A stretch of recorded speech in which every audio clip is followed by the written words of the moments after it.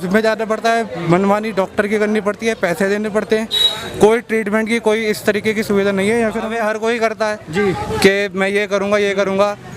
अखिलेश यादव जी ने पूरे यूपी में अच्छा किया, लखनऊ में मेट्रो, लैपटॉप प्रोवाइड किए, विधवा पेंशन, ये सारी चीज़ें मैं उनके अच्छी मतलब एग्रीड हूँ। इस बीजेपी ने अब तक कुछ संभल के अंदर कुछ नहीं करा। यहाँ पे जो मतलब यूपी के अंदर जो विकास था वो बिल्कुल विकास उस पर कार्य पे कोई कार्य नहीं करा।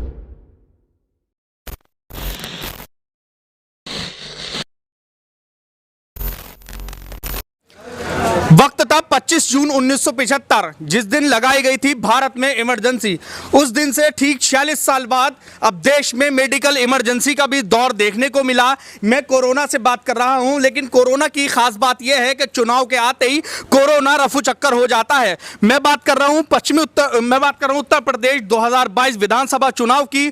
इस वक्त हम आपको ग्राउंड रिपोर्टिंग दिखा रहे हैं और दिखा रहे हैं कि 2022 में कौन सी ऐसी पार्टी होगी जो जनता को लुभाने में कामयाब होगी और कामयाब होगी मुख्यमंत्री की कुर्सी तक पहुंचने में। जिस तरह से प्रधानमंत्री की कुर्सी का रास्ता जाता है उत्तर प्रदेश से होकर, वैसे ही उत्तर प्रदेश के मुख्यमंत्री का कुर्सी का रास्ता जाता है पश्चिमी उत्तर प्रदेश की गलियों से होकर। हम लोगों से बात करेंगे वो किसको अपना मुख्यमंत्री देखना चाहते हैं, मौजूदा सरकार से या मौजूदा विधायक से वो कितना खुश है और आने वाले वक्त में किसकी सरकार को देखना चाहेंगे।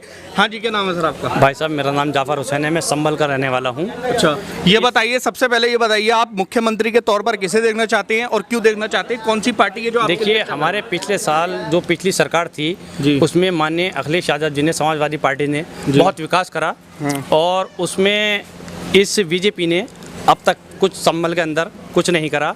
यहाँ पे जो मतलब यूपी के अंदर जो विकास था वो बिल्कुल विकास उस पर कार्य पे कोई कार्य नहीं करा। अच्छा। इतना प्रगति पे करा। अखिलेश यादव ने क्या कोई खास कार्य? अखिलेश यादव ने सड़कें दी हैं, लोगों को रोजगार दिया है, नौकरियां दी हैं इस सरकार ने। जो तो संभल में अभी तक रेलवे पास नहीं हो पाई है, लोग जहाँ भी जा रहा हूँ यही शिकायत कर रहे हैं, फिर भी आप कह रहे हैं अखिलेश यादव ने बहुत रेलवे पास करने के अखिलेश यादव काम कर रहा था, इस पे वार्ता भी करी थी और ये पास भी हो गया था। लेकिन यहाँ की पॉलिटिक्स ऐसी है कि इसमें जो है दो पार्टियां हैं यहाँ पर, दोनों में जो है मामला आमने सामने रहता होता है। कौन सी पार्टी है? इकबाल महमूद साहब और डॉक्टर बर्क साहब जी, समझे, इन दोनों में आपस में चलता है, बोले मैं कराइए और मैं कराइए। संभल का कोई विकास नहीं है और ये हमारे नेता जो हैं, इसको जो आप इस लोग पे नेता को, आपको हमारे नेता को सोचना चाहिए हमें संभल का क्या विकास करना चाहिए, क्या विकास नहीं करना चाहिए।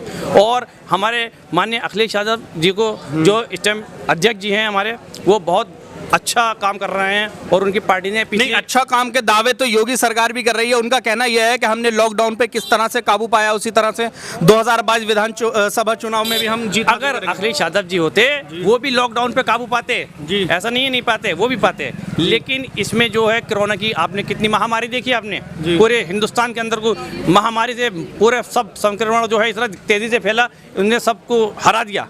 लेकिन अब जो है इन्होंने लॉकडाउन लगाया तो थोड़ा सारा लॉकडाउन में थोड़ा डाउन हुआ, समझे। ये तो इन्हें काम पहला करना था, समझे। और इसमें कितने लोग मरे हैं, कैसे मरे हैं, कुछ पता नहीं। अच्छा, आपने कहा कि अखिलेश यादव ने आपके शहर के लिए बहुत विकास किया है, लेकिन जहां दूसरी जगह जाओ तो कहता है कि शिक्षा व्यवस्था जो है अखिलेश यादव ने बिल्कुल अच्छी नहीं करी। यहाँ पर कि 2 बार यहाँ पर समाजवादी पार्टी रही है और 6 बार से यहाँ पर लगातार विधायक जो है। नहीं, शिक्षा पार्टी भी उसने अच्छी करी, बहुत बढ़िया करी है। कहाँ संभल में अभी MSc भी नहीं है आपके शहर में? इसको अच्छी शिक्षा कहेंगे कि जिस शहर में जो जिला कहलाया जाता है और उसमें MSc के लिए दूसरे शहर जाना पड़ता हो। देखिए, BSc की नहीं है, यहाँ जाना पड़ता था। MSc नहीं, एक मिनट, BSc आपका कॉलेज बना, हयात नगर से आगे कॉलेज बना, वो बनाया माननीय मुख्यमंत्री जी की सरकार में, वो बना। अच्छा, ठीक है। अब यह है MSc का, वो अब सरकार आएगी तो इंशाल्लाह ये भी बनेगा। अच्छा जी। अस्पताल अब तक किसी सरकार ने ऐसा नहीं बनाया। राम गोपाल यादव जी यहाँ के MP बने, सांसद रहे, उन्होंने अस्पताल बनवा दिया। अच्छा जी, तो इस सरकार ने तो। अच्छा, विधायक के तौर पे किसने देखना चाहेंगे आप संभल में? नहीं, विधायक हमारा बहुत बढ़िया है और अच्छे हैं। अच्छा, विधायक जी बढ़िया हैं हमारे, ऐसा नहीं है। 7वीं बार फिर से उन्हें ही विधायक बनाना चाहेंगे? हाँ, बनाएंगे, बिल्कुल बनाएंगे। क्या बात है उसमें। हाँ जी, आप बताइए सर। आप बताइए, आप सबसे पहले तो किसे देखना चाहेंगे मुख्यमंत्री? सबसे पहले मैं आपको बताता हूँ कि मेरा नाम अहाद अरफात है और मैं मुख्यमंत्री के तौर पर देखना चाहूँगा श्री अखिलेश यादव जी को। अच्छा, मुख्यमंत्री के तौर पर मैं अखिलेश यादव जी को देखना चाहता हूँ और बाकी संभल का जो MLA है वो मैं किसी को नहीं देखना चाहता। अच्छा, किसी को मतलब MLA? मैं अपना जो वोट दूंगा, मैं I will cast my vote to NOTA. अच्छा, none of these above? Yes, none of these above, because कोई no one is liable to do anything. कोई यहाँ पर कोई विकास नहीं हुआ है, कुछ नहीं हुआ है। अच्छा, ठीक, आप ये रोड कह रहे हैं कि विकास ही विकास हुआ है। क्या विकास हुआ है मैं आपको बता सकता हूँ। आप यहाँ जो रोडवेज है जी, आप रोडवेज की हालत देख लीजिए, रोडवेज की हालत क्या है।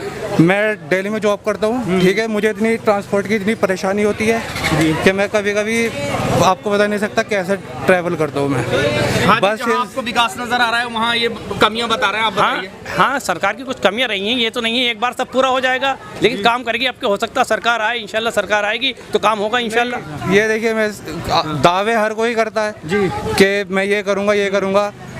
अखिलेश यादव जी ने पूरे यूपी में अच्छा किया, लखनऊ में मेट्रो, लैपटॉप प्रोवाइड किए, विधवा पेंशन, ये सारी चीज़ें मैं उनके अच्छी मतलब एग्रीड हूँ इन सब चीज़ों से। लेकिन पर्टिकुलरली मैं संभल के बारे में कहना चाह रहा हूँ अपने, जहाँ पर मैं पैदा हुआ वहाँ पर मैं जब से मैं पैदा हुआ तब से लेकर मैंने जो रोडवेज देखा है वो ऐसी ही है बिल्कुल। कोई चेंजेस मुझे नज़र नहीं आए। आज भी वो जो खरंजा है रोडवेज का वो वही है जो मैं जब इतना सा था जब से देखता हुआ रहा हूँ। सरकारी हॉस्पिटल है, आप देख लीजिए क्या है, बेड्स अवेलेबल, कोई बिल्कुल खस्ता हालत है, बिल्कुल कोई ट्रीटमेंट, कोई अच्छी मशीन, कोई कुछ नहीं है।